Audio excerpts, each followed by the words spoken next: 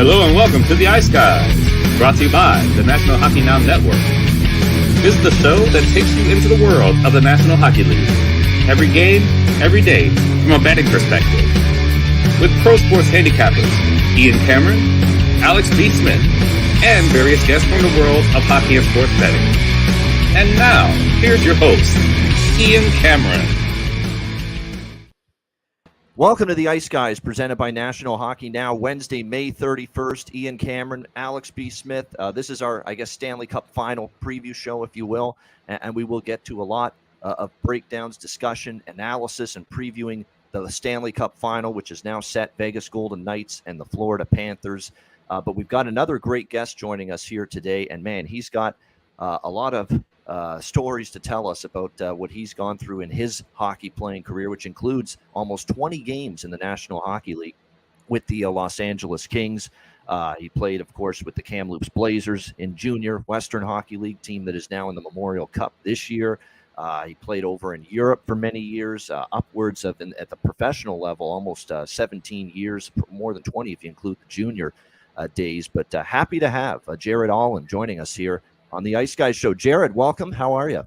I'm good, thanks. Thanks for having me. I'm looking forward to it. Yeah, no doubt. You've obviously had gone through a lot. We'll get to that. But talk about how it began.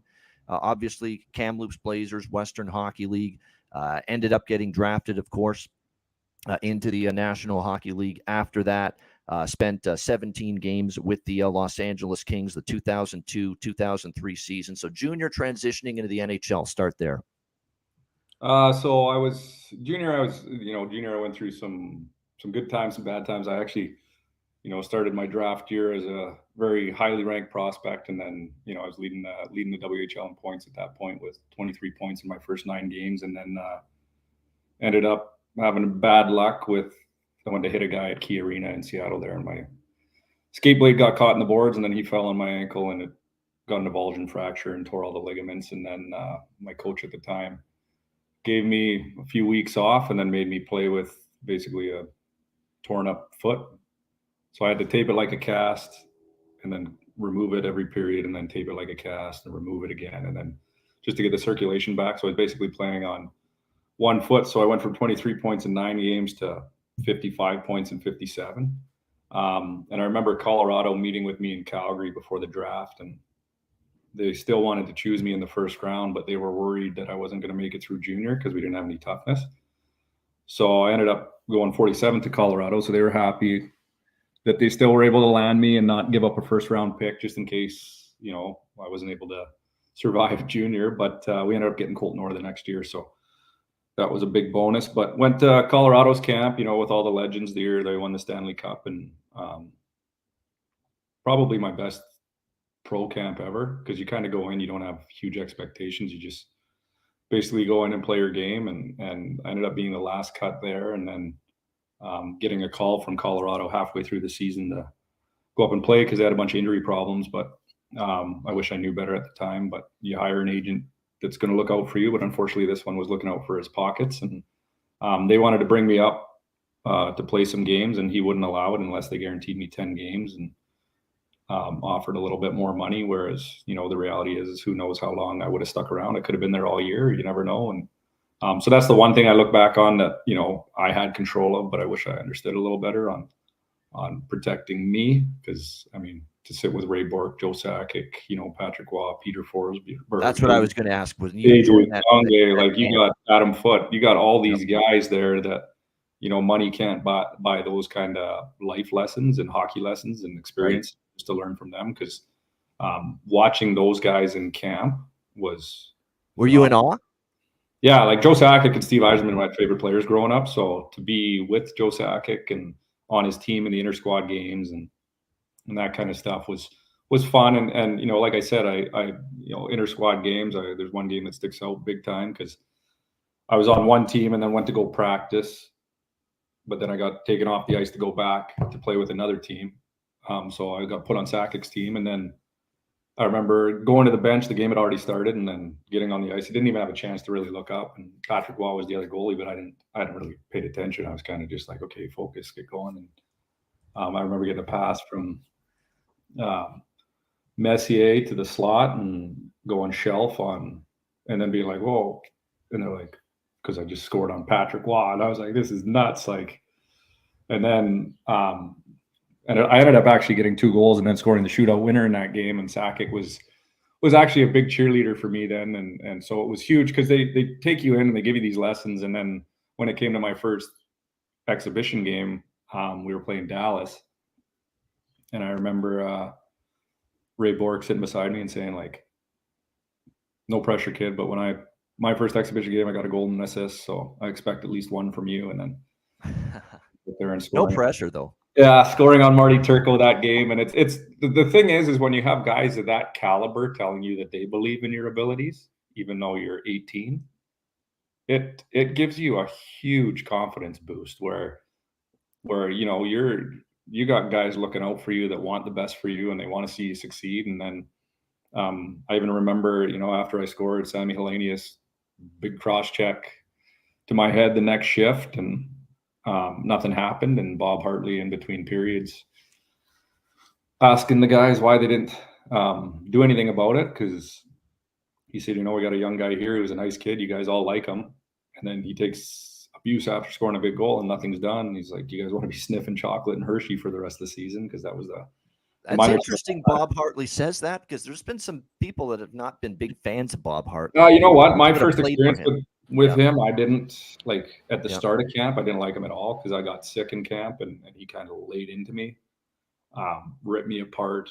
But then found out actually I was sick and then apologized. And so actually before my first exhibition game, he called me and he said, hey, the boys like you. You're a great kid. He's like, and you got a lot of skills. So just go out there and play. We'll take care of you. You do your thing. There's going to be older guys on opposite teams, opposing teams that get jealous of your skill level, and they will try and take liberties to scare you. He's like, so just play and we'll take care of it. So then when that incident happened and nothing happened, he was pretty frustrated. And then Adam Deadmarsh went out and fought him in the next period.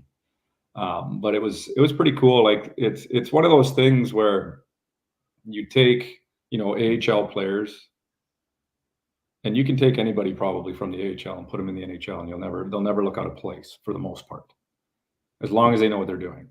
Whereas AHL, everybody's kind of, you know, you're playing as a team, but you're trying to sell yourself so you get called up. But at the NHL level, you're not going to produce as easily.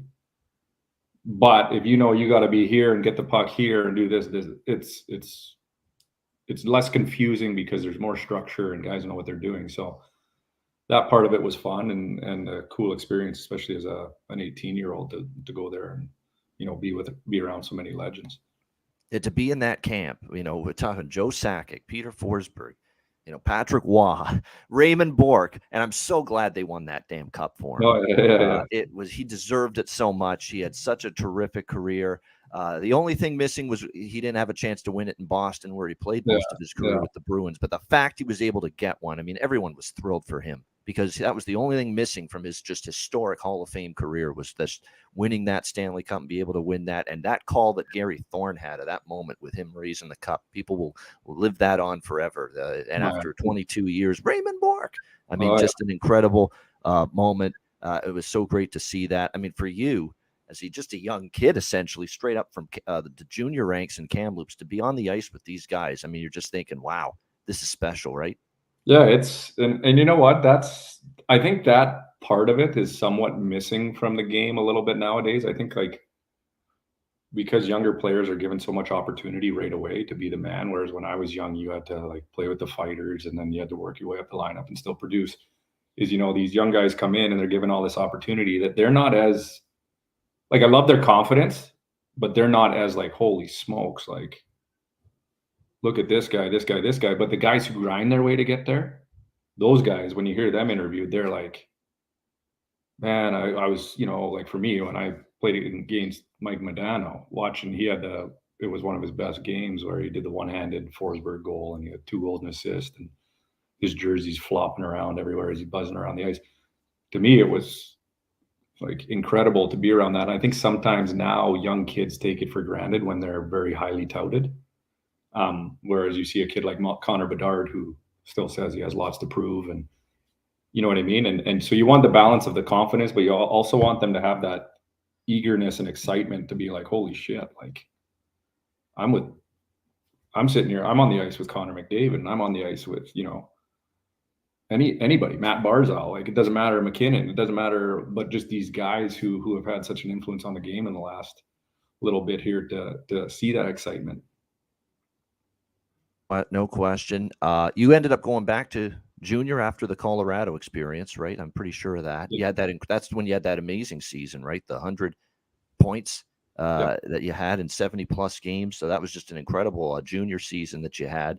But you ended up having your rights traded from Colorado to LA. How did that come about? So it wasn't where Colorado didn't want me. It was LA got to choose who they wanted. So the trade was already made. I hadn't been traded yet. It was the prospect to be named later. So a couple scouts, Ace Bailey and Mark Bavis, were following me and some other players around junior. And I met with them for lunches and dinners and got to know them, and they got to know me. And then I was the guy they wanted. And so, it was a huge honor for me to be just a part of that trade, because obviously Rob Blake's a massive legend, and just to go to a city that wanted me, but also not be released from a city that didn't want me. It was more so they didn't have control over it. Yeah. So, I was excited. My World Junior coach used to call me Hollywood. He thought I had a Hollywood personality, so it was kind of fitting to get traded to LA. But then woke up for my first training camp and turned on the TV, and 9/11 happened, and everybody was devastated. And then get to the rink to have the big pre-camp meeting with the whole everybody at camp, and kind of see that as expected, the mood was down, but it seemed a little like closer to home than we all thought. And then that's when I found out they pulled me aside and told me personally that Ace and Mark had died in a plane crash in 9/11. And so obviously your heart sinks for the organization and their family and the people really close to them. And then for me, it was I lost two people who I saw as role models and mentors for me in the organization, but also then didn't have scouts in my corner who knew me. And so now I had to prove myself again from the bottom and deal with the political side of scouts pushing their players and that sort of stuff. But you always find a way, and so went to the minors and then proved myself down there and earned myself a few call-ups. Yeah, and so the season you ended up playing in the regular season for LA was the 2002. You were split between Manchester, the affiliate, in the AHL, and the Kings that year. You were with the Kings, 17 games there. And by the way, it was Andy Murray. I remember Andy Murray was the coach of the Kings at that time. How was he as a coach, Andy Murray? He was good, very attentive to detail. Like if he told you practice was 43 minutes, and at the end of practice, if he said how long was practice and you didn't know, you're in trouble. But if you knew and then you look at the clock, it was exactly like bang on 43 minutes. He was good. He back then it was different. Like when you're a young guy and you're brought in, you played with, the bottom half. So I really didn't, I have 4 points, I think, in 17 games, and 3 of them were in the same game. It was the first game I got more than 6 minutes ice time, and got to prove myself and made a believer out of him and me. But then unfortunately had my injury the following year. But very, very detailed guy, very stern, kind of like Bob Hartley. Guys either liked him or didn't like him, and it's kind of, I guess, like politics nowadays. You're either way over here with him or way over here with him, and that's how people were. And so there was things I really enjoyed about him, and then obviously, like anything, there's things you don't agree with, but it's part of life. And so at the time, you had this incredible junior run. People thought very highly of your skill level, but then it would seem like the next few years, as you were mostly in the AHL, the injuries mounted, the injuries accumulated, the increased. And obviously when you suffer the amount of setbacks from a physical and injury standpoint, like you did, it's going to wear you down. It's going to take away and limit your abilities to a certain degree. Talk about those struggles, which unfortunately, I'm sure plagued you quite a bit in the later 2000s there. Yeah, it actually, it started in junior with the coach forcing me to play with an injury that I probably should have had surgery on. And then kind of, without getting too detailed about it, but kind of telling to put it in short, Mark Recchi now owns part of Kamloops Blazers, and told me that Yeah. when I played there, he wished he had a coach that coached me instead of competed with me. Because that coach used to always compare his stats with mine and say he had no toughness and I got to play through it. And I lived with my grandma and he didn't care if my grandma died and all sorts of stuff. And I was never a bad kid, so I didn't understand it. But obviously there was some either jealousy or competitive side to him. So it started there. And then, then I kind of, after the tragedy with Ace and Mark, I started to prove myself in LA, and then LA wanted to kind of make a statement to Anaheim about whose prospects are better, because Anaheim made the Stanley Cup Final that year. So even though myself and Mike Camilleri already played a year of pro, LA put us in the rookie tournament. Yeah. And then, that, by the way, that was, I just want to step in, that was the Babcock Anaheim team in 2002. That was the Jaguar team in Korea. When Stevens leveled him, he got back into the game and scored. That was that Anaheim team. Yeah. So then I played in that tournament, and I remember Mike Camilleri's helmet getting, knocked off, and Shane O'Brien going after him. And so I just put my stick in front of O'Brien and said, "Hey, don't fight him. Fight a tough guy. Like, fight Peros," because Peros was on the bench. And so he decided to fight me instead, and it was fine. Like, I wish I actually had the video, because a lot of people probably don't believe it, but it was a good fight. And then in my head, I was like, I don't want to break my hand, cost me my career or whatever. So I tried to flip him over. And when I pushed him to flip, I pulled his pants towards me and then pushed his shoulder to kind of get him off balance. And then he hit the boards. And so when I pulled him back, I stepped on a stick and my shoulder was extended and he fell on me. So I snapped my bicep tendon and then tore everything in my shoulder, and missed 7 months of the season, and ended up getting traded to Washington. But only to find out, like, that one of my shoulder injury was one of the biggest, most botched shoulder surgeries anybody's ever seen, because it was done upside down. So, I've had arthritis and zero mobility really in that shoulder since I was 20. And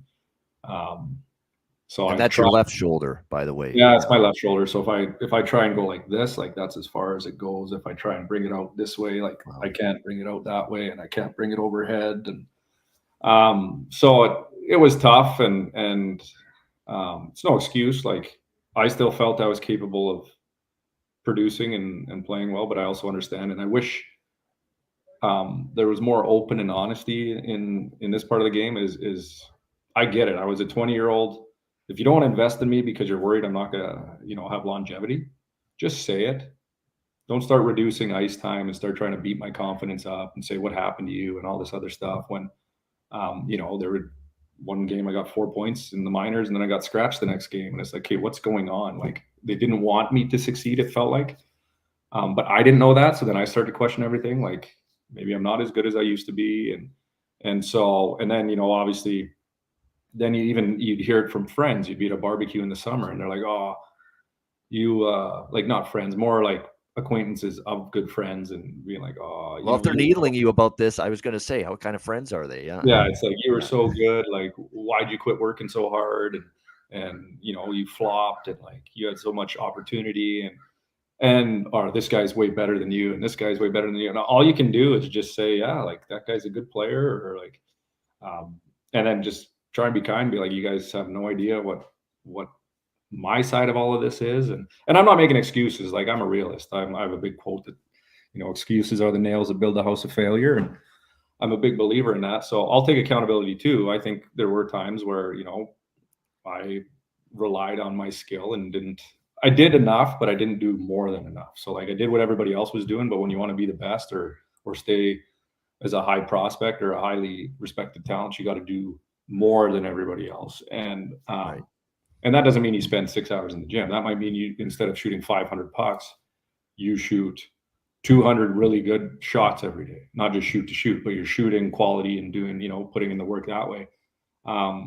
So there are obviously, I'll take accountability for that. But then there's also the side you can't control. So you put up numbers and then you get sat, or the constant beating of your confidence, or all those things. And the physical side of sports, to me, is the easiest to overcome, but it's the mental and trying to remind yourself to be confident and that you are one of the best and all these things is the most difficult. And, you know, you hear it from your parents, but how often do you listen to your parents until you learn the hard way? You know what I mean? Right. It's no matter if your parents, you know, they're always telling you the truth, but you'd still say like, yeah, you're saying that because you're my mom and dad. And then it's like, no, it's not going to happen to me that way or something like that. yeah, you know what I mean? And you realize something happens like, wait, maybe they were right. Yeah, exactly. So it's, you know, I wish, so then I started working with mental coaches on how to stay confident, and, you know, watched all my games, and it allowed me actually, if a coach was like, hey, you turned the puck over too many times, this is why we pulled you back. And then be like, okay, I watched the videos. I took the pros and cons. They're all here in my notes. I don't see what you're seeing. Can we watch this?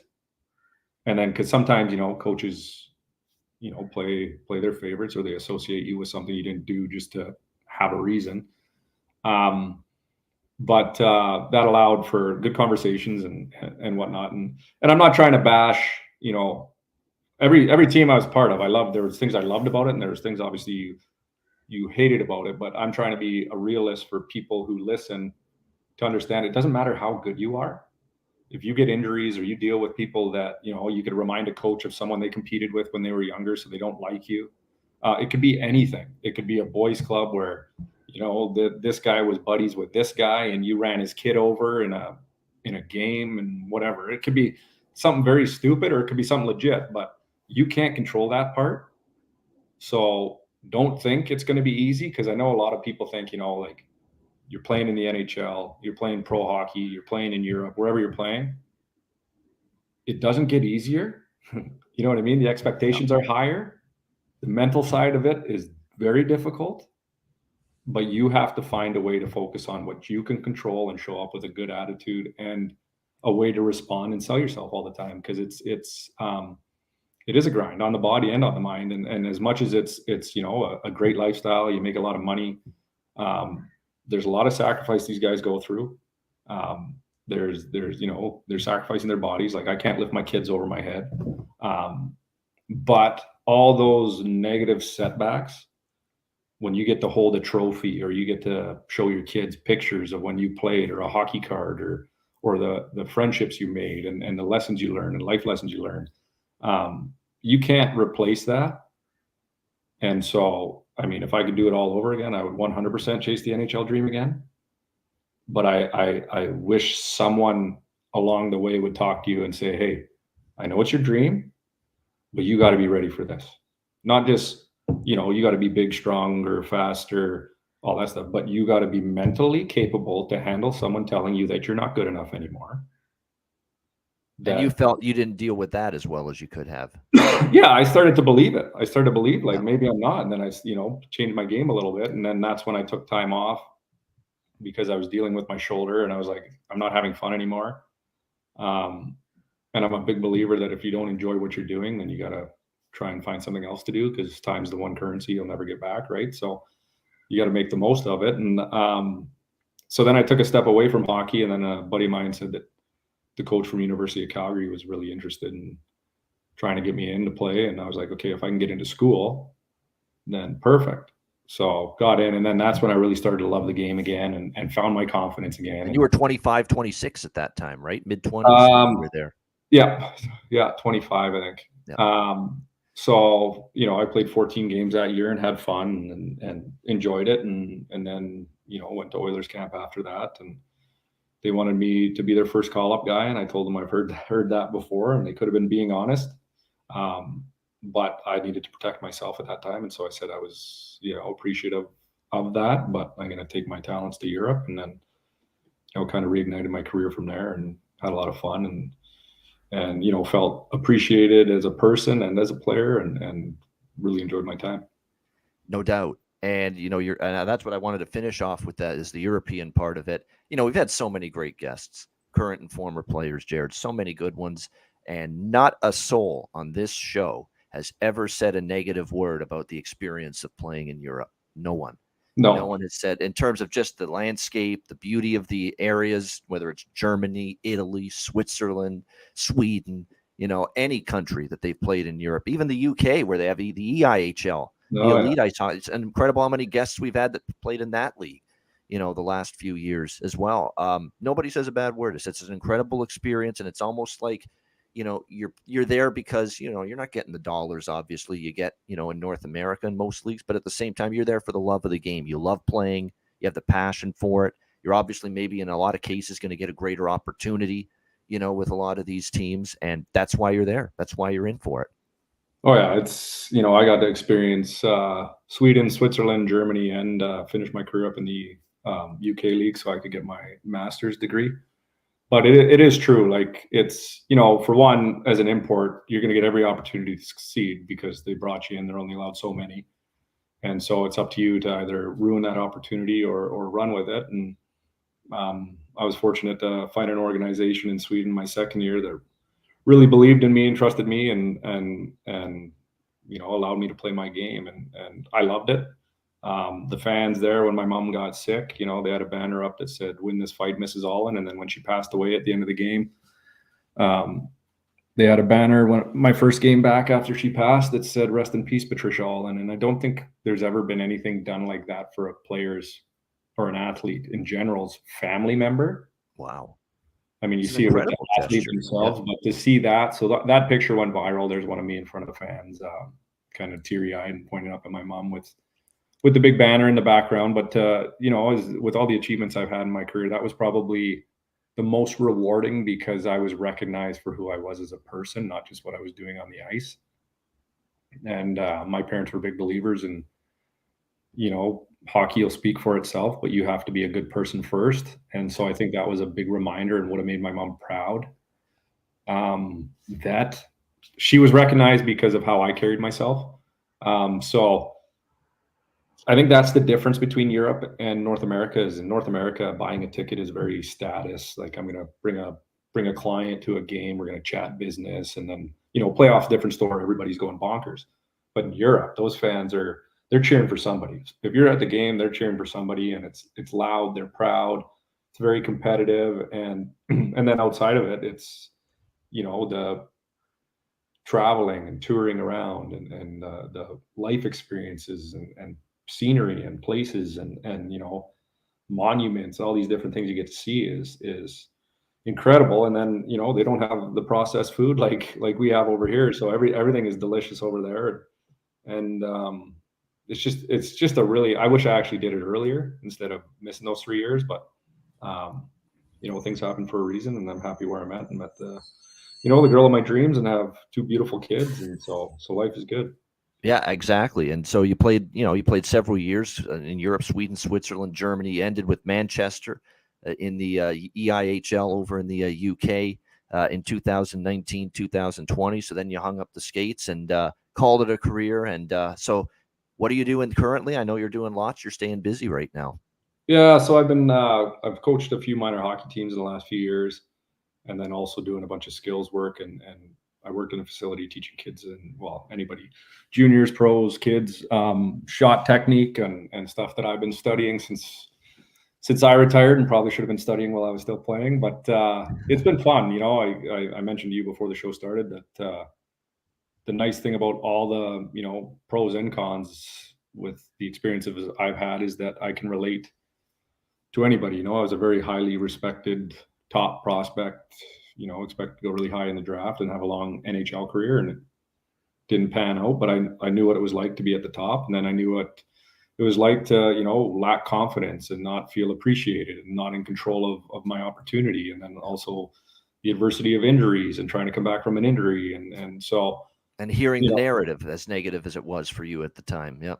Yeah. So it's I'm able to relate to pros that I work with and juniors that I work with, and then the young kids too. It's I think it's important with anything in life that you need to hear all sides of everything, and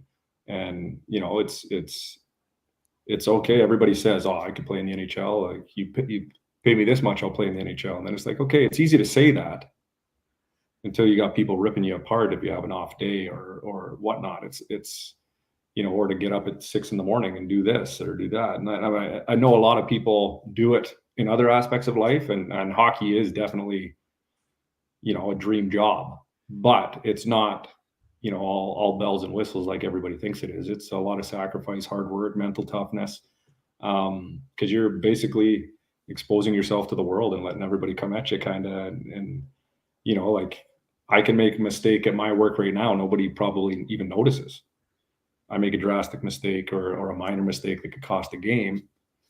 Everybody notices. Everybody notices. Coaches, fans, ownership. Yeah, and a prime example is my young 2011 group made huge strides this year, and was beating the top team who was beating everybody our last 3 times playing them. But then in the semifinals against a different team, we lost in overtime, and there was a turnover that took place, and then they went down and scored. And I made sure to remind parents, like, hey, be proud of the kids. I don't want to hear anybody talk about that mistake, because it's, gets magnified by 100 because they scored.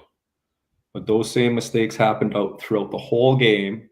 It's not, as obvious because there was no goal afterwards. And the nice thing is Mike Smith's son was on my team, and he helped coach with me sometimes. And he was great, like super positive, but also could relay those messages. Like, what are you getting upset about? That same mistake's going to happen in the NHL tonight. Yeah. So don't be so hard on your kids over it. If their effort isn't there, okay, now we can talk.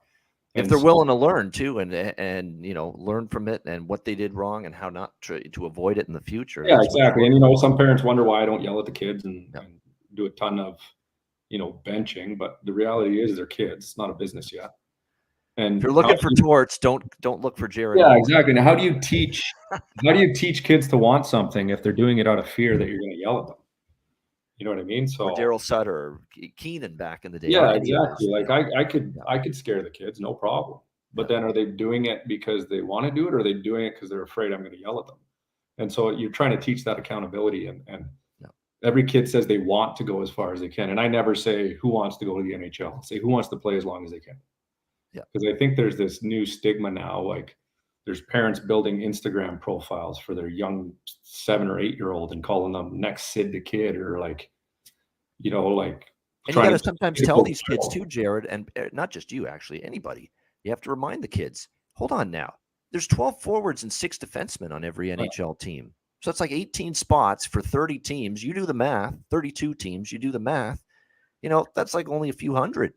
In the whole world that can play in the NHL. And that's the problem, is that it's not easy.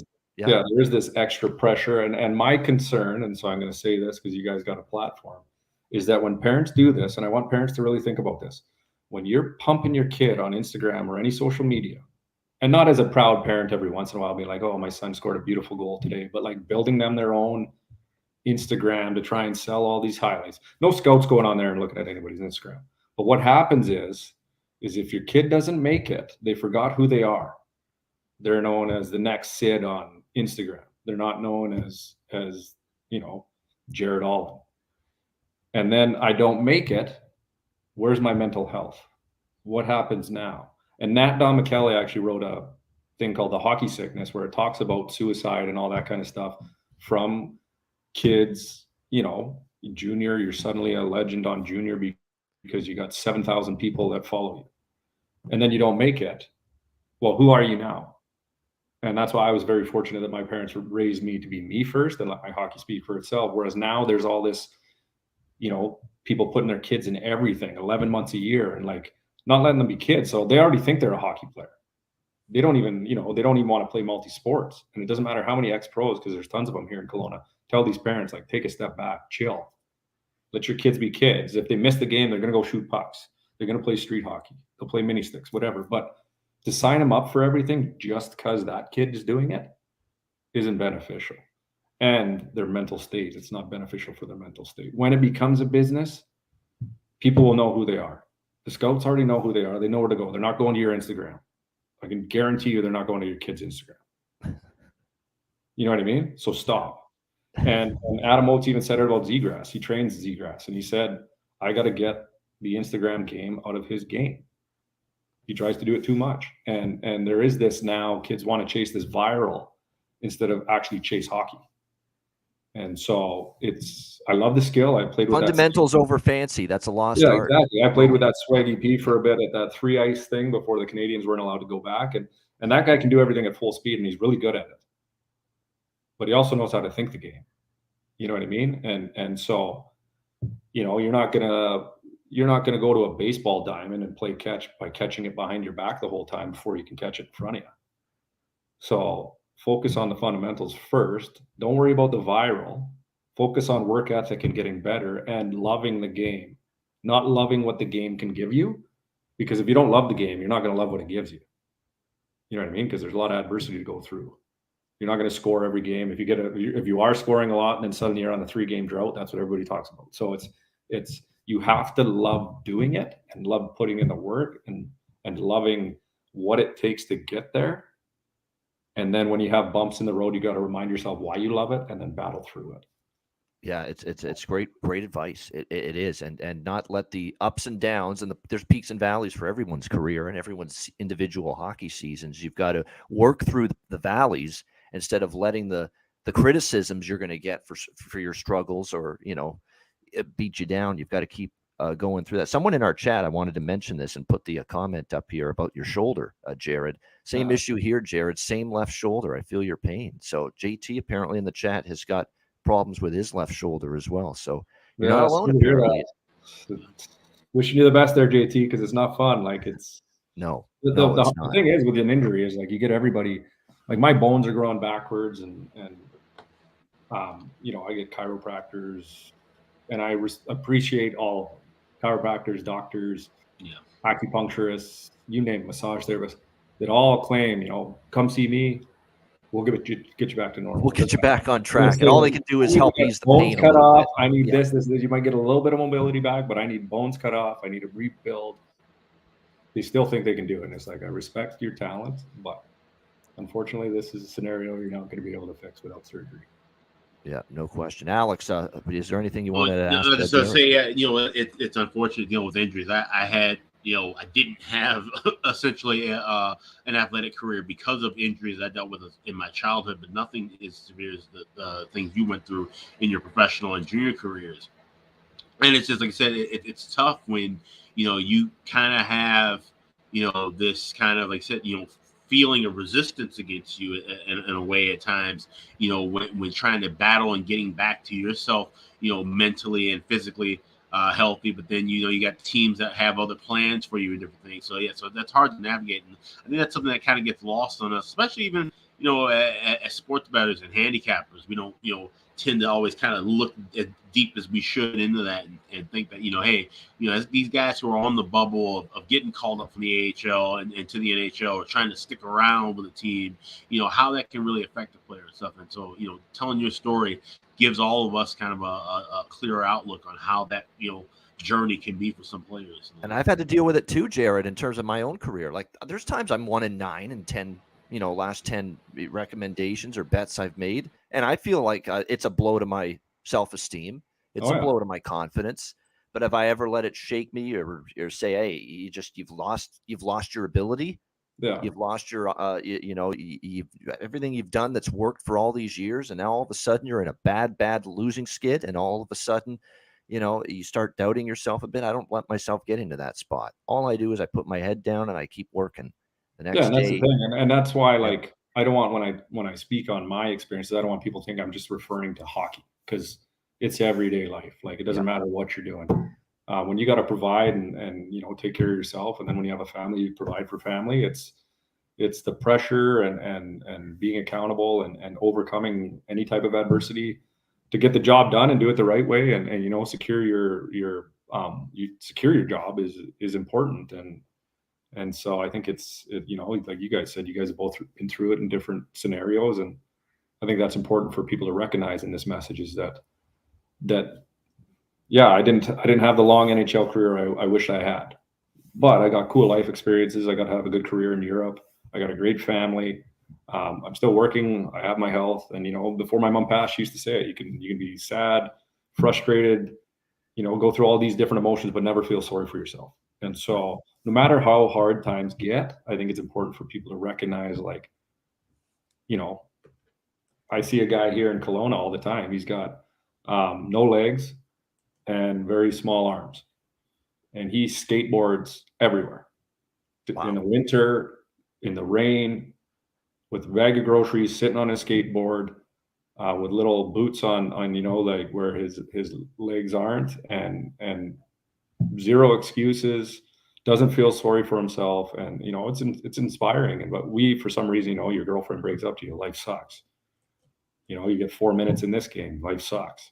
It's like, okay, I got 4 minutes. And then it's like, okay, but I'm healthy. So I'm walking out of that game, I got my health. No. And tomorrow I get to show up at practice and say, hey, watch this. You know what I mean? So there's always, for some reason, we always focus on negatives. And that's why I try and keep a very positive mindset. And, you go through things, but not to let it control your day and all that kind of stuff. No, and now, as I said, you're running a great business. You've got multiple kids now, a father, husband, married, and living, a solid life now in your life after playing the game for the number of years you did. And, obviously in a good spot with that at the moment. And like I say, as you said to me before the show, you're content right now and in a good place. So that's the main thing, at the end of the day. Are you ready to put your NHL analyst hat on, Jared? Because we'll do a little NHL talk here for the last bit of the show here. First of all, we want to talk about the couple of news items that have broken the last 24 hours. And there's been a couple. Andrew Brunette hired as the head coach of the Nashville Predators. The first, I guess you could say, official move by Barry Trotz, as the new GM of the Nashville Predators. John Hines fired and let go. What's funny is I've never been the biggest supporter of John Hines, as everyone knows. But I give him credit for at least getting Nashville to play, their butts off in the second half, of the season when they had traded away so many of their players that were impactful. Granlund and Jeannot went to Tampa, and of course, Ekholm went to Edmonton. And it looked like they were sellers at the deadline with the intention of not making the playoffs. And yet there they were battling right till the end, and they still almost got in. They didn't quit on the season, and it was a good finish. But nevertheless, it's Trotz's team now. And as anyone knows, a new GM usually wants to hire his own coach. And that's exactly what happened. And I'm glad Andrew Burnett's getting a chance. I thought when he took over for Joel Quenneville, who was kind of forced into resigning because of the whole Kyle Beach situation in Florida, when that came to light, and Andrew Brunette did a great job. They had a phenomenal regular season. They won the President's Trophy. I know they got bounced in a sweep by Tampa in the second round last year, which was disappointing considering you're the President's Trophy winners. But as we're finding out, the President's Trophy thing is a fucking curse right now. Oh, yeah. Nobody is winning a Stanley Cup in recent memory when they win that. Look at Boston this year. So I kind of thought it was a rushed firing of Brunette in Florida. I know the power play also was a big problem for Florida in the playoffs last year, and Brunette sort of took the bullet for that when he got fired. But I'm glad he's getting another chance now with the Nashville Predators, and I'm looking forward to seeing how he does there, Alex. And it's just I'm glad he's getting that second chance because while it didn't end well in the playoff run with Florida last year for him, he stepped in a tough spot. Coach Q was forced into resigning, and the team just kept on playing well and had that incredible regular season. For that reason alone, Alex, I think he's deserving of another head coaching opportunity, and now he gets it here in Nashville. Yeah, absolutely. And there won't be as much pressure on him here in Nashville like it was in Florida. Obviously, taking over for Quenneville in such a tough spot midseason and, leading a club that was going to be one of the top of the East anyway. Getting there and then ultimately getting bounced the way that they did in the playoffs. So, like I said, he got a bit of an unfair shake getting bounced there. But now going into this Nashville situation where it's going to be a complete rebuild in due time. They've got a lot of things they got to do in order to be one of the top teams, even in that division level in the Western Conference in my eyes. So, I think he's the right guy to do it. I think he can get things going the right way. And I think with having Trotz as the GM, things are going to be built, defensive minded, at hand. But I think that'll be a little bit of balance there with Brunette. They'll have to, he'll definitely need to get somebody on his staff who can work with that power play and improve things on that end as well. But the defense will certainly be there as well. And of course, with a goalie like UC Saros, they've already got something to build upon. So we'll be interested to see what Brunette can do down in Music City. Yeah, there's no question. And then the other big piece of news was Brad Treliving, hired by the Toronto Maple Leafs as general manager. And look, this is not, wow, I'm going to ease into the job here and get hired and maybe get comfortable, have a tour around the MLSE building here for the first 2 days. Not one bit for Brad Treliving. He's got some serious friggin' work to do, and a lot of it You're talking about Austin Matthews, no trade kicks in July 1st. Mitch Marner, no trade kicks in July 1st. Expiring deals after this season coming up. Nylander's going to need a new deal. You've got a ton of free agents as of right now, UFAs, that you've got to tend to. What's going to happen to Luke Shen? What's going to happen to Ryan O'Reilly? What's going to happen to Ilya Samsonov, who became your number one goalie last year? They all are going to need new deals. So you talk about a busy offseason, and we wish him well, but man, I hope Brad Treliving knows what he's gotten into, because he's got a lot on his plate with this Toronto Maple Leafs team and pressure. The one thing is, he knows a little bit about the pressure. Calgary Flames aren't quite Toronto, but it's a Canadian market, and that's actually Jared's where he's from initially, Calgary, Alberta. But he, the Flames he did, and I think what the Leafs wanted in him, in their GM and Shanahan, and why they picked Treliving, is he's willing to be bold. He's willing to do something that's shaking up the team, if you will. And he did that, obviously, bringing in Jonathan Huberdeau and bringing in Mackenzie Weegar, of course, in that big-time deal with the Florida Panthers prior to last season. So a shakeup is something he's willing to do. It's the worst-kept secret, Alex, in hockey, that Brad Treliving was going to be the next GM. And all I can say for him is he's going to basically get to work starting tomorrow, because the stuff he's got to get done and the stuff he's got to figure out for this team is just, I don't know, the list is probably a mile long. Yeah, and the thing is, he's got 4 weeks until the NHL draft. And like you said, with all those things, they're going to kick in on July 1st, the draft being the 28th and 29th. You have to see what exactly he's going to do. And there's no guarantee here that he's just going to try to stay the course and just add pieces and re-sign guys and keep things rolling in the right direction, or at least in a forward direction, I should say, not necessarily right or wrong. But who knows? Who knows if he's been given orders to, blow this thing up, and he's going to do that on draft night, and we see, a big name get moved, 2 big names get moved. We don't really know. So it's going to be really interesting to see what happens the next 4 or 5 weeks with this Maple Leafs team. So I've read a story too from Elliot Friedman, and Elliot Friedman's usually pretty accurate and doesn't really get things wrong or try to spin things to that aren't exactly accurate. He's very professional, I think, when he's reporting shit. And what he said about this is, apparently when Shanahan talked with Treliving and with every GM that he interviewed, he kind of expressed to that GM and every GM he interviewed, every potential candidate, I should say, that he didn't want Sheldon Keefe fired. He would like to actually see Sheldon Keefe hang around as the head coach next year and be brought back. But I get that he likes what Keefe's doing there, but at the end of the day, I mean, is he right to say that? Because it's up to the GM at the end of the day. You're hiring the guy. If he wants his own coach, he's allowed to hire his own coach. I don't know if I would have said that. I appreciate that he voiced his opinion on it, but at the end of the day, that's the GM's choice, or at least it should be, whether Sheldon Keefe's retained or he wants his own guy. Jared, I know you're from Calgary initially. Does that make you a Calgary Flames fan? What did you think of Brad Treliving's the job he did there, and how do you think it'll go for him in Toronto? I think he did a good job. I think hockey, the game's changed, and I think bringing in old school mentality all the time isn't. And I like Sutter, but I mean, I'm an old school player. But I think like we talked about earlier, there's this entitlement with younger hockey players coming up now that you basically have to get coaches in there that get to know each player and understand them as individuals. Because if you try and group them all together, then it doesn't work. I think he's one of the first guys who brought in players, outside of the Ginla era and Camilleri and that stuff, but brought in players that actually had a good career in Calgary.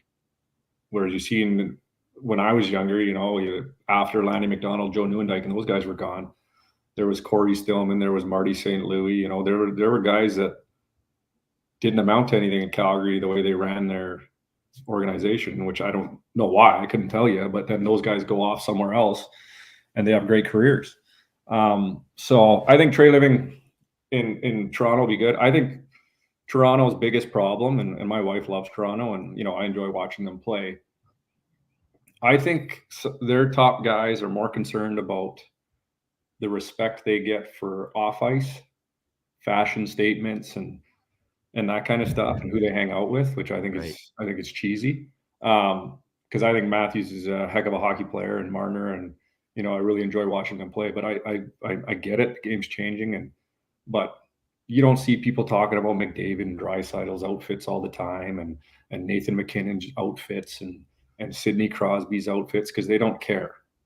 They want to show up to the rink and make a statement, and I think that side of it, as much as people might not want to admit it, it becomes a distraction.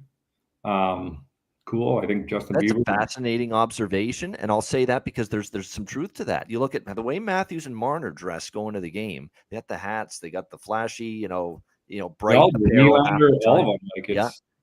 And Crosby doesn't. They just a nice, natural little suit and tie for McKinnon and McDavid and Crosby and all these other players that, be honest, at playoff time have done a little bit more winning.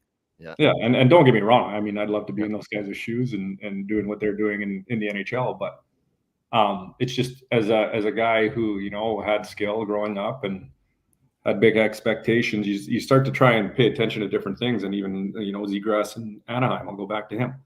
He could put up way bigger numbers if everything didn't have to be flashy. And so you take this new, coming in. I don't remember the guy's name who was drafted first round from Tampa, but all I do remember, I don't remember his name, but I remember him saying that he was wearing a white suit because he's the best looking guy there, so he might as well be the best dressed. And it's like that mentality when I was playing didn't, care. So it's people will look at you with that funny look. You say something someone's like that. comment here that says that's a weird argument. Lots of guys are eccentric and still perform. Who? Patrick Laine is eccentric. He's not doing what he's supposed to be doing. You know what I mean? Like and I'm not knocking them because they're doing great during this regular season. But when does it become you pay for how they do the whole season, come playoffs, all that stuff? Like, if I make it $10 million a year and then I can go golfing after the first round. You know what I mean? You got another 8 years of that salary. Like Matthews and Marner, and I love them as players. They're phenomenal players. But they have never done anything in the playoffs. And don't get me wrong, because the year before, I thought Marner's had a good playoffs. I think he set up people like crazy and they weren't scoring and Toronto media was still ripping them apart. But, like this year, you got to step up. And I agree with them they just said Pasternak. So, I'll give him credit. But I'm saying you can always pick out a couple out of a group, but I'm summarizing a big group. And the ones who are too focused on becoming the next Paul Bissonnette, who was smart, you know what I mean? He wasn't expected to go out and score 100 points, but he was expected to stick up for his teammates. He did a good job of it. But I'm saying if you want to focus on that side, you better bring it every day too, in the playoffs and all that stuff. Because at the end of your hockey career, you don't want them saying like, great regular season player, awesome fashion in the playoffs. You want great regular season player and winning in the playoffs. If the fashion's great, hey, if you can throw the fashion in there and some winning in the playoffs, exactly. And if you can do all of it, do it. Yeah, Pasta's the exception. Pasta does. I get it. If you feel confident wearing certain outfits and show up to the games and look good, feel good, play good, perfect. But I think there's too much focus on the personality, and I think the game does have to grow personality. But you got to do the damage on the ice too. Yeah, I think there needs to be a blend of both. I think I wouldn't just say there should just be a complete, exodus of personality, because the league definitely needs it. And if you look at how the NHL players are getting paid compared to the NBA and the NFL and Major League Baseball, there's a reason for that, because more people are watching, the viewers are higher because of the personality. So you got to have a little bit of both. But I agree. You should sacrifice one for the other. Right. Yeah, you don't want to be boring. It just needs to be a balance. Like if I'm a coach and my players are dressed, super fancy and they're not showing up, I'd be like, okay, let's focus more on actually playing hockey. Yeah. Than your picture going on Instagram and everybody critiquing it out of 10. But in due time, if you got 5 teams and 4 of the teams are dressing that way and they're winning, this other team that's not, then maybe it's not what the hell they're wearing, it's what the coach is doing. And exactly. Sometimes you got to, and I don't think this league has enough coaches right now. You could say it's even in the AHL, but certainly in the NHL, where, they can manage those kind of personalities. If you were to have an eccentric group of guys who could play their asses off and win cups, but do you have a coach that can really, you need a coach to rein that in. Look at the NBA, look at a Phil Jackson. You have to have a coach who can have those kind of differences of personalities and bring them together. I don't even think there's anybody in the NHL that can even do that right now as a coach. No, and everything with Jackson, yeah, like there's two extremes, because I mean I'm talking about, and I like fashion and that stuff too, but I'm knocking those guys about really. Well, I know, yeah. And you take Lamoriello, and they can't grow their hair out, they can't have a beard, they can't do any of this stuff, and it's like now you're taking away. I've never understood that with him. I still don't understand it. So it's one of those things again. It's you'll go here and here, and I'm only talking about that because sometimes I think players are too concerned about what all the fans think instead of just like go and do your job on the ice and make things happen.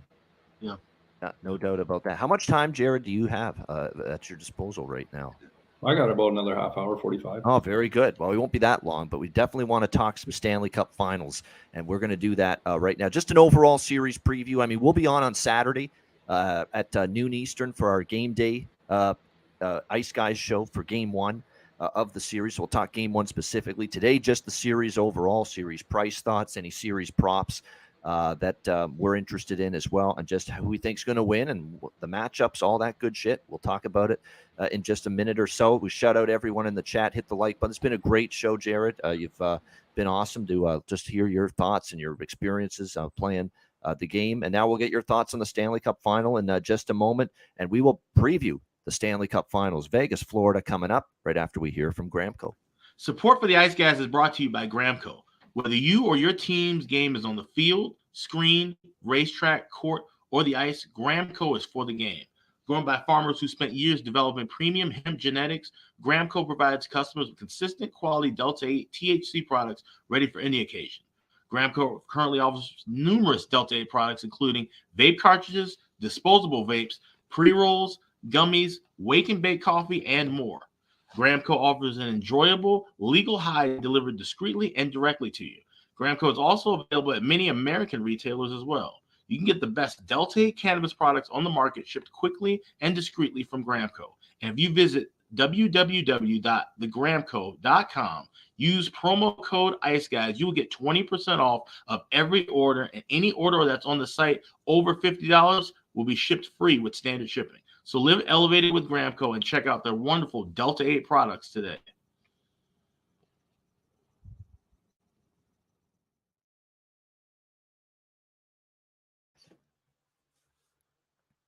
All right, it is time to talk Stanley Cup Finals. It starts Saturday.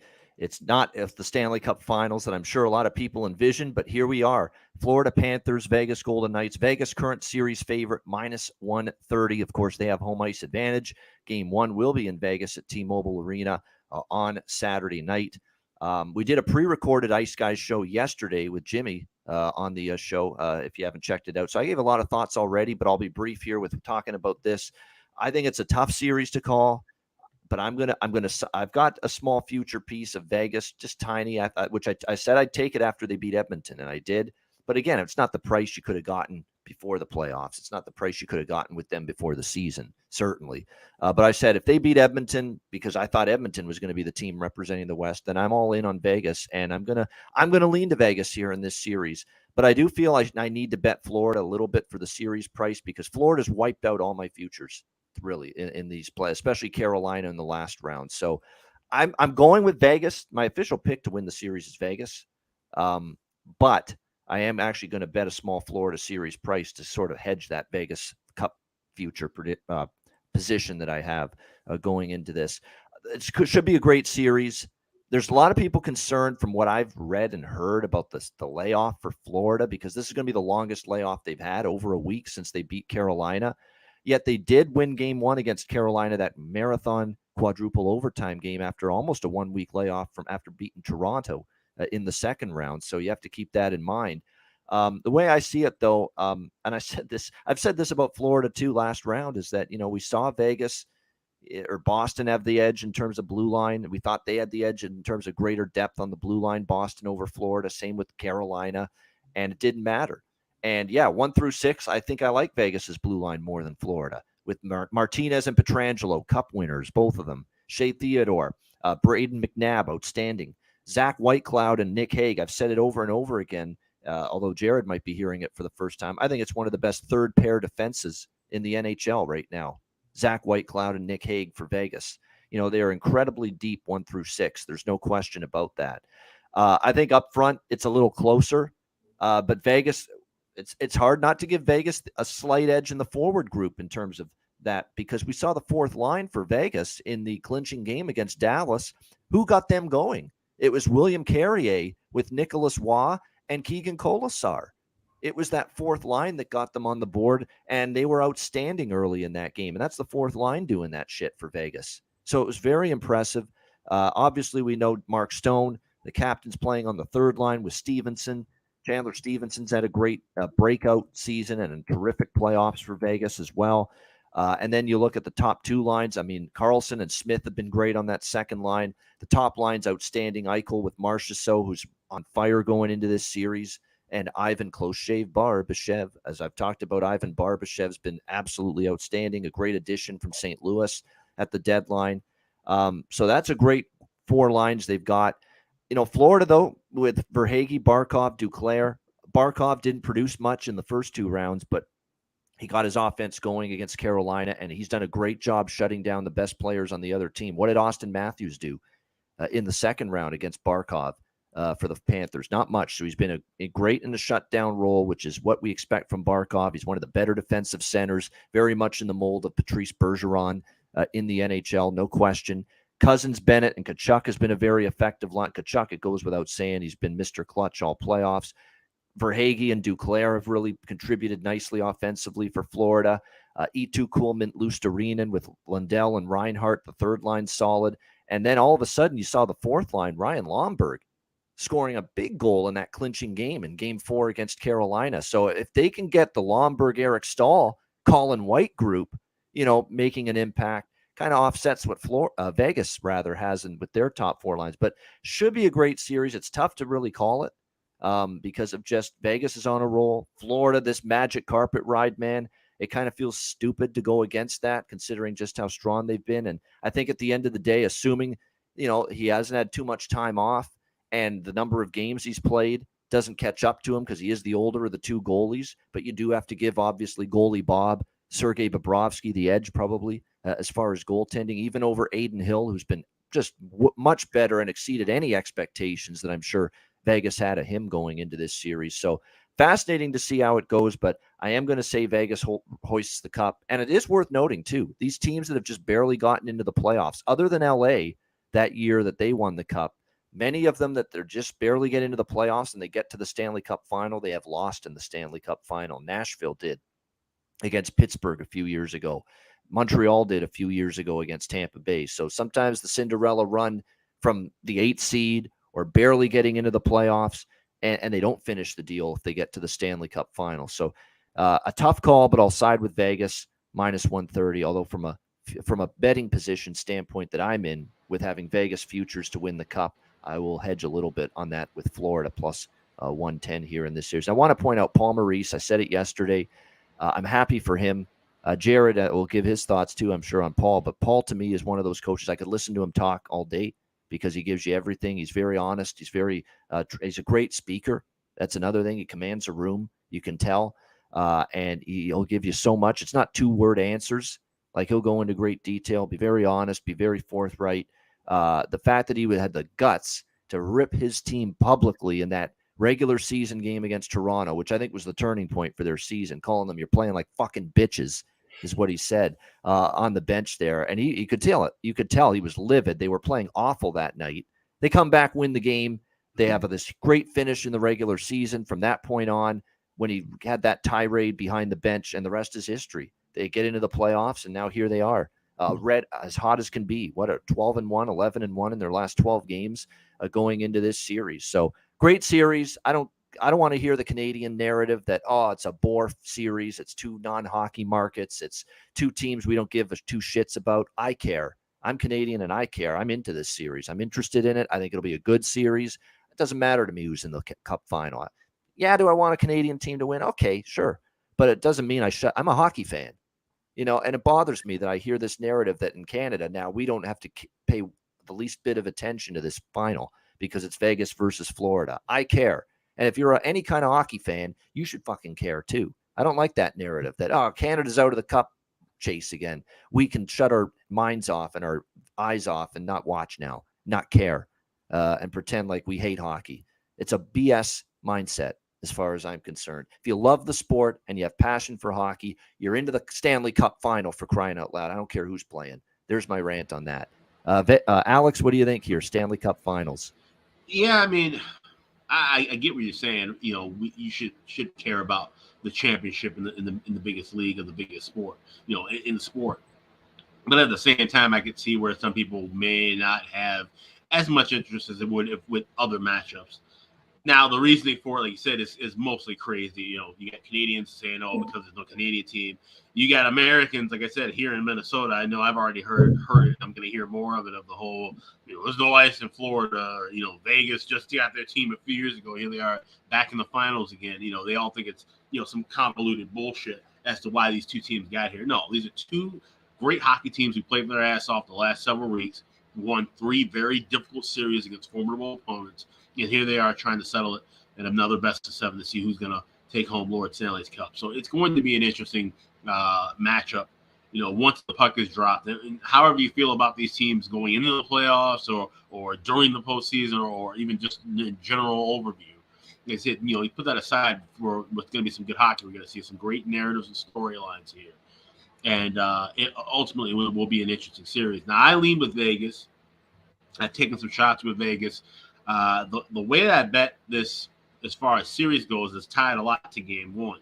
I've split up a unit between Florida to win game 1 and Vegas to win the series. I saw that at plus 450 at BetMGM. I also took a shot with plus 145 on Vegas to win game 1 and Vegas to win the series. Much better price than what you're getting laying 130, laying 135 on Vegas right now to win the series. Also, another great thing to look at if you like Florida to win this series, you still are in a better position to take Sergei Bobrovsky to win Conn Smythe at plus 200, as high as plus 250, rather than laying, you know, or taking plus 110, or even laying $1.05. That's the other price I've seen with Florida to win this series. Grab Bobrovsky because one or two things could happen. One, Florida wins this series. Bobrovsky being the veteran and being, you know, the kind of season he had rolling into this postseason, didn't even start the postseason as the number 1 starter. It seems like he's a shoo-in to win it on the Florida side. But there is that, you know, I like to call it the J.S. Giguere kind of clause, too, and something I look at when you're looking at betting a goaltender with the Conn Smythe Trophy, is that you could have a goalie have a tremendous series, a tremendous postseason, and even if the team doesn't win the cup, he could be rewarded with playoff MVP. So I think that's a decent look to throw down on if you do like Florida in this series, or even if you're looking to just grab somebody to win the Conn Smythe. This could be one of those years where if it's, you know, this low scoring series that we've seen the last couple of rounds from Florida, and every game's 2-1, 3-2 going in overtime, and Vegas just happens to win the series in 6 or 7 games, where it could have easily swung where Florida wins at 6 or 7 because of the overtimes. Bobrovsky might get rewarded with that. And one last thing I like series-wise, in saying that this could be a tight series, I love overtimes. I'm on the draw in game 1. I've also gone back to the well with that overtime series prop bet. 3 overtimes in this series at plus 800. I think this series goes 6 games. I can easily see 3 of them going past 60 minutes. And I even took a small sprinkle. This is available at Bet Online, but you might be able to find this as some other domestic books too with the increase of props. I have Will a game going to double overtime or longer. Just one game in any part of this series at plus 700. So it's a yes/no prop that I was able to find at Bet Online. I took a shot with that. We saw 4 overtimes in just one game for the Florida Panthers, of course, in the Eastern Conference Finals. We saw multiple overtime games that none of them went past the first overtime in that Dallas-Vegas series, but still, we got there. And with, you know, Aiden Hill not showing any signs of, you know, issues in goal and how good he's been, and obviously it goes without saying with Bobrovsky, you know, it could be a long overtime, you know, if we get overtime games in this series. So double overtime, or one game to go to at least double overtime at plus 700, which is a great price.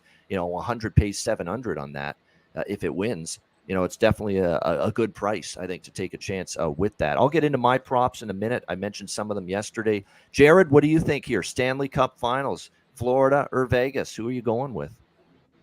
I think if it's tight, I think if the games are tight, I think it goes Florida. I think watching the playoffs, Florida's a very opportunistic team. I don't think Vegas has played anybody that's quite as physical as Florida. Like, Vegas has their strong decor, but if you got Pietrangelo frustrated with what happened in the Edmonton series, and you got Sam Bennett running him over like he did, was it Slavin? It was Slavin, Slavin, yeah. Slavin that last game. Then who knows how they're going to respond, because they haven't really been, I don't think they've had any like crazy physical series. So I'm curious in that department. I'm curious how Adin Hill is going to handle Matthew Tkachuk passing around the net, because it's easy when you've had a ton of experience with a lot of games to kind of drown those guys out. But when you haven't played as much as you'd like to have that guy kind of in your ear all the time. I do think if Vegas plays consistently, like I think that 4-2 loss to Dallas, like I don't even think Vegas should have been a big part of that game. Personally, I thought Dallas kept giving it to them, and then they'd get a goal, and then Dallas got it back, but they got pretty lucky there. In order for Vegas to win, I think they have to buckle down, focus on what they control, not allow the outside noise to play a factor, because it seems like in the playoffs when they did lose, they didn't even show up. And so the difference between Vegas and Florida, in my opinion, is that Florida, every game was a game. Like they had to win. They showed up, whether they won or lost, they still showed up that day. Vegas has more to offer. They should, like you said, the decor, their offense has a slight edge. And the only real advantage that Florida has is Bobrovsky, who seems like he's just on a whole other level right now. But if Vegas pieces it together and shows up, like Cassidy said, and doesn't try and do all this other stuff where they have those 24 turnovers or whatever, and if they play like they did in that last game against Dallas and kill their mojo early because they came out quick, then I think they have a huge opportunity to win it, because Florida has not been a team that gets a lot of shots. And so if Vegas takes control and is outplaying them and gets up early, as opportunistic as Florida is, I don't think they can come back from being down, because Adin Hill is a little different factor than what Florida has played in the playoffs so far. I didn't think Toronto's goaltending was very good. So you have it's tough. Like you said, it's a tough series to call because, well, for one, being a Canadian, it's not like we're dialed into those teams all season long. My father-in-law is actually Chandler Stevenson's agent. So, oh, really? Oh, wow. Yeah, we'd like to see that happen. But he also owns a bull riding company. This is hat. It's NFP. It's you got to patent it. It's for no publicity. Little rodeo, huh? Oh yeah, but he. So I do watch the Calgary Stampede. I must say that. That's yeah. one event I watch every year, and I can get into it a little bit. The bull riding, the saddle bronc, and all those events. Yeah, I don't mind it. Oh yeah, those guys are crazy. But I think it just comes down to, watching this first game, see who shows up nervous, see who doesn't. The pressure is on Vegas because they have been there before recently. And so that's another factor that people probably don't think about, is how much pressure are these guys, the six guys. I think of it the other way, Jared. How much drive this team has in them to win it this time. No, I know, but it goes both ways, because there's drive to do it, but then what happens if they have a setback? Are they like, right, we've been here before, like I didn't like it, and or do they have the character? And only the coach knows the player's character. Yeah. But I think it's going to be an exciting series. I think you're going to see a lot of entertainment. I think it's going to be very physical. But like you, I think Vegas is probably going to be the one to squeak it out. But you never know with injuries and stuff, if it is a real physical series on how they handle it. Because like I said, I didn't like how when Pietrangelo did what he did to Draisaitl, that his comments were, well, they're coming after me. And it's like, well, when you're good. You get used to that. You're number one D guy. You've experienced it your whole life. So it shouldn't change how you play the game. You should actually expect it every game. You're a number one defenseman, man. You're going to be a target. They're going to. Yeah, that's my concern Yeah. with him. The same way it was my concern with Ben when he was making excuses about his actions. It's just like, oh, I went off, Jared. You got to come out, or I got to send you the clip, or I got to point it in your direction. The Jamie Benn show, the rant I did, it was epic. Yeah. I lost it. I couldn't believe how he handled it from start to finish. No, and that's the thing. They're leaders. Like, you're a leader. That he went out the back door and didn't say shit after the game, and then he comes back the next day with that candy ass fucking ridiculous excuse that I was a landing spot. There's no landing spot that says drive the stick into the guy's head and neck area. There's no landing spot that's that. When you're a leader of a hockey team, you don't, like I said earlier, excuses are the nails that build the house of failure. Yeah. And I think it backfired on Ben the way he handled it, because and look how they responded for him in his grand return in Game 6. Yeah, they were awful. They were awful. And so when Pietrangelo is the man on D, who had a hell of a hockey season, shows how easily he can get frustrated. What do you think Kachuk's going to do? What do you think Bennett's going to do coming into the series? Like, they're going to try and run him over all the time because they know he's going to might do something stupid, or they know that it's going to take him off his game. So it's all those hidden games within the game that it's. And each hit you tack onto Alex Pietrangelo or Theodore or Martinez, for that matter, it adds up in the best of 7 series and a number of games, and you feel it even more each time you get hit like that. Yeah, because I mean, even after that Bennett hit on Slavin, I saw Lomberg almost catch somebody too. So they're going to be looking for it. Yeah. So that's the only kicker for me is how durable are the Vegas D core when these guys are going to probably most likely be running in there trying to run people over. And then will Vegas get in front of Bobrovsky? Are they going to get to the dirty areas and create that chaos for him? Because I mean, you take his eyes away and you got guys like Eichel and Marchessault shooting pucks and Stone, like they got chances. So I'm excited for it. I wish it wasn't starting on Saturday. I wish it was starting earlier. It is a long wait. Yep.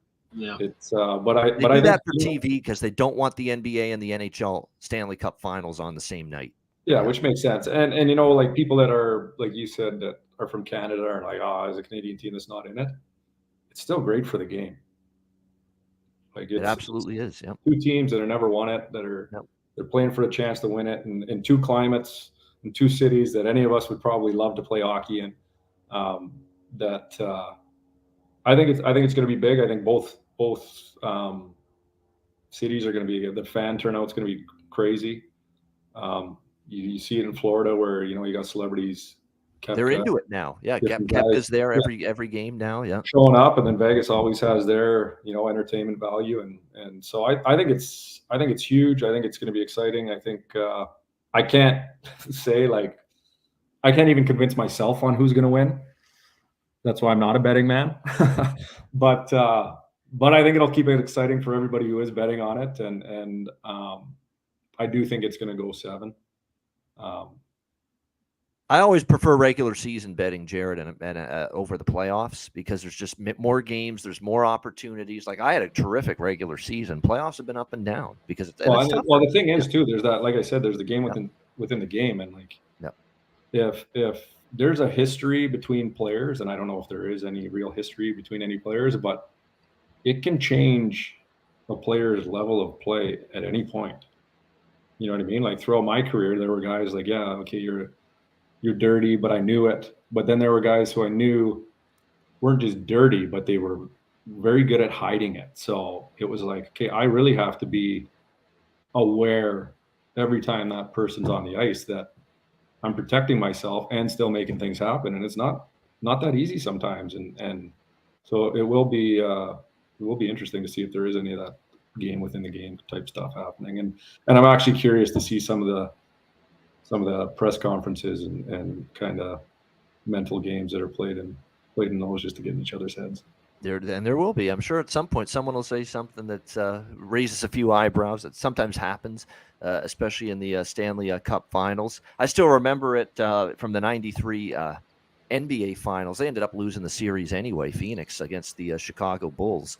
I'll still always remember what Charles Barkley said when they had brought the series back to Game 6 in Phoenix, and Chicago had got the parade planned and the parade route planned after Game 5 in Chicago, and they thought it was already over. Bulls were going to go back home and win Game 5, and sure enough, Phoenix ended up winning on the road, brought the series back to Game 6. That's where they lost. And then Barkley said to people out in the press conference after, take that shit off the windows. You're not going to need them tonight. All the Bulls championship signs that he saw in people's windows. But unfortunately, they got to bring those out after the very next game.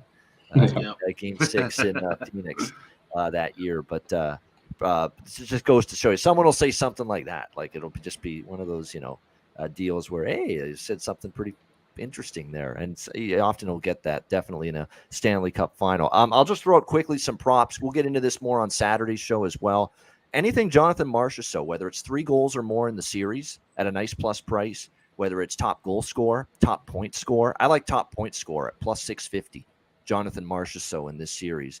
He's not the favorite, but he's a good enough price, plus 650, where I think there's definitely value in him being the top point scorer in this series. What did he have? Like 11 points in 6 games to end the Dallas series, and at the tail end of the Edmonton series. I think he is just on a roll. And what I love about Marchessault's game, little undersized, but man, goes to the front of the net, goes to the middle of the ice, goes to the slot, the tough areas. Too, right?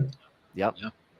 There's going to be some hatred there where he's going to want to make a statement to Florida.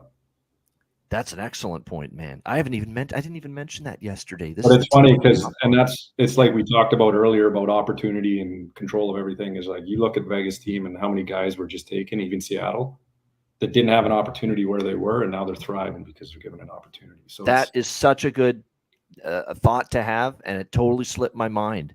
And you just mentioned it, Jared. I thank you a million times over for saying that. It strengthens my position on Marchessault to have a big series. This is the team that punted on him in the expansion draft. And obviously Vegas ended up swooping him up. And oh man. And he's playing great. It's like he's hotter than a pistol right now as well going into the Stanley Cup Finals for the Vegas Golden Knights. So there's no doubt. Yeah, plus 900. There's better prices than even I'm seeing. That was at Bet365. It was plus 650, plus 900 at both. And that's the one I like even more, the point scorer over the goal scorer prop, because the points he's been getting a ton of assists too, not just scoring goals. So the point prop is what I really like there. Question for you on the assist thing, just because I was a playmaker when I could score too, but I became more of a playmaker. Why doesn't the NHL have an assist award? Yeah, I mean, I think there's a great skill to that. It's a vital part of making a team successful. There's no award. The ability to decide pass instead of shot, pass up a shot to get a better shot for your teammate kind of thing. Yes. Yeah. Well, look at Jonathan Chichu. I'm not taking anything away. The guy could score, but Joe Thornton set him up like crazy. Well, Wayne lot for a few good years. Wayne Gretzky doesn't have a award named after him. How about Anthony Carter with the Sedins? Same thing. Yeah. But as I'm saying, but with the Art Ross Trophy, I mean, usually the guys who win that have way more assists than goals. So that's kind of the de facto, kind of lead into, even though it's not always the most assist guy. But I get what you're saying. But that's kind of the award that really kind of rewards that, your overall body of work influence. Yeah. No, I know, but they just separated everything else. And I just say it because as a minor hockey coach, when you're telling a kid to move to the puck to the guy that's open, and they don't want to, it's like, well, how do I stress it? Well, no, at that age, you're selfish. You want to score the goal. Yeah, exactly. So, but I just think there's some recognition there for guys that set guys up a ton. Yeah, Marchessault obviously in head-to-head point props, I would probably favor him over anybody, JT. So yeah, if you're interested in that, there's no doubt. But no question. 1 goal, 6 assists at home in the last 2 rounds. Oh, great. Rich is on top of this today with some great numbers here. Marchessault, last 2 playoff rounds, 1 goal, 6 assists playing at home in Vegas, 8 goals on the road. So he's been scoring more on the road. He's been facilitating, and he's been assisting more at home. So very interesting there, Rich, with that stat. A good call by that one fan there, too, on Riley Smith. Yeah, Panthers threw in Riley Smith there's a couple of ex-Panthers that are to have a chance to beat them in the Stanley Cup Finals. Yeah, Riley Smith's another one. Yeah, it's just the Florida's the team that they were with that left them unprotected in the expansion draft when Vegas came into the league, because they're day one Vegas Golden Knights, both of them, Riley Smith and Jonathan Marchessault. 2 of the 6.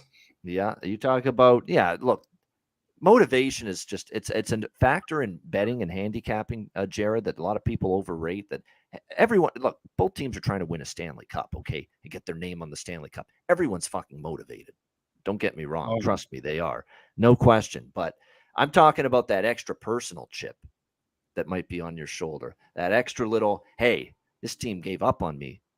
This team gave up on me. This team quit on me. If you're Riley Smith, if you're Jonathan Marchessault, so that fuels you even more, when you see something like that. And Jared, you can speak to that too. You had people, giving there's up. There's always a part of you that wants to give the silent cue without actually saying it, and they'll let their playing do the talking, I'm sure. Yeah, exactly. And I think there's people in everyday life, same thing. Like, that's why I went to that 3-ice tryout, was to, one, because I had the daughter at the time and I wanted her to see her dad play hockey, even though she probably wouldn't remember because she's so young. But it was to prove to all these people that knew nothing about my shoulder injury or all the stuff I went through in my career, to say, hey, I still have skill. Like, the skill was never gone, but you do it by what you do on the ice and not by saying it. So I think there's going to be some hidden extra motivation from some of these players. All right, good stuff indeed. Alex has got to run, so we'll just get hit. We don't have. You can throw out a best bet, Alex, if you want, but if he does. But yeah, Alex is going to run in a few minutes. We're going to wrap up the show as well in just a couple of minutes.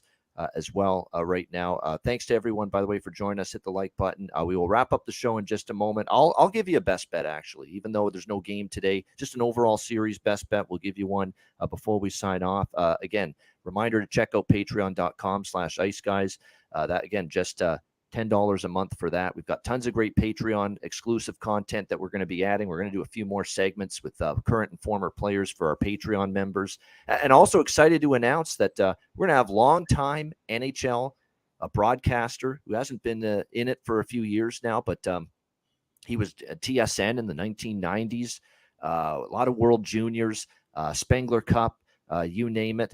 And at Hockey Night in Canada last decade, Paul Romanuk will be joining us on Monday's show. So looking forward to speaking to him. I mean, he's seen a lot. He's called a lot of games in NHL World, like I said, NHL World Junior, Spengler Cup. He did so much in his career, and he'll be on with us on Monday. So we are looking forward to that on Monday's Ice Guys show at 2 p.m. Eastern. Evan, Paul Romanuk joining us, who's actually got a great Beatles podcast going these days. If you're a big music fan and you love the Beatles, and they are one of my favorite bands of all time, his Beatles podcast definitely worth checking out as well. Jared and I will wrap things up. Alex, in our private chat here, Jared saying great meeting you. So yes, you can chat with him too and getting to know him. Absolutely. Great stuff. We'll wrap up the show in just a moment with best bets. Of course, for Jared, it'll just be who he likes in the series. We'll wrap up with that in just a moment, right after we hear from Manscaped. Support for the Ice Guys is brought to you by Manscaped, who is the best in men's below-the-waist grooming. Their products are precision-engineered tools for your family jewels. Manscaped's Performance Package, the ultimate men's hygiene bundle. Join over 7 million men worldwide who trust Manscaped with this exclusive offer for you, 20% off and free worldwide shipping with the promo code ICEGUYS. That's promo code ICEGUYS at manscaped.com. If my math is correct, it's about 14 million balls that you can preserve. The Performance Package 4.0 is the complete accessory package to take care of everything that is required. You've got, of course, the Lawnmower 4.0. Takes care of your facial hair and among other things. You've got, of course, the Weed Whacker. I'm approaching 40. Nose hair has become a major issue. It pisses the hell out of me. I need to take care of that shit, and the Weed Whacker can help you do that. Both of these products, waterproof and a 4000K LED spotlight for a more precise shave. And you'll also be able to take care of those delicate areas with the ball toner, with the ball deodorant, keep you smelling good, looking good, and feeling good down in the nether regions. This complete Performance Package 4.0 will take care of everything for you, for all you guys out there, and it's courtesy of our good friends at manscaped.com. So get 20% off and free shipping with the promo code ICEGUYS at manscaped.com. That's 20% off with free shipping at manscaped.com. And use promo code ICEGUYS. Unlock your confidence and always use the right tools for the job with Manscaped.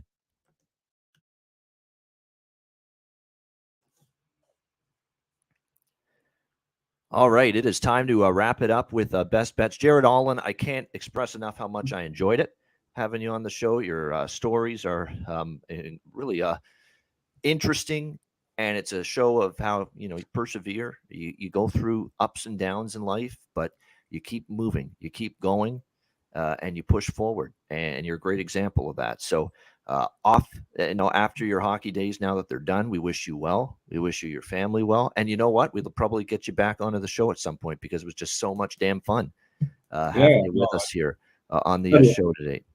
I'd love to. I had a lot of fun too. So thank you for having me. And like you said, it's focus on what you can control. And there's going to be a lot of noise, a lot of distractions, adversity, and do what you got to do. What's best for you. Absolutely. All right. Who you got now? Vegas, Florida, Stanley Cup Final. Final prediction right here. Who do you think is winning that cup? I'm gonna say Vegas. Part of me was gonna say Florida just because I think after Keith Tkachuk kind of called out the group, they've really responded with something to prove. But I'm gonna give the slight edge to Vegas right now. But I want to see game one. But I'll give it to Vegas right now, and my opinion might change after game one. Yeah, that's what I'm Vegas for me as well, -130.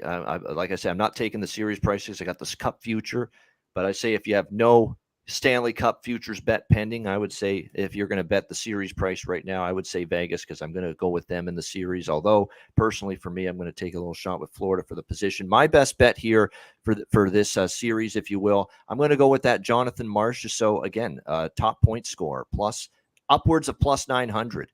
At a couple of books, but that is extreme value.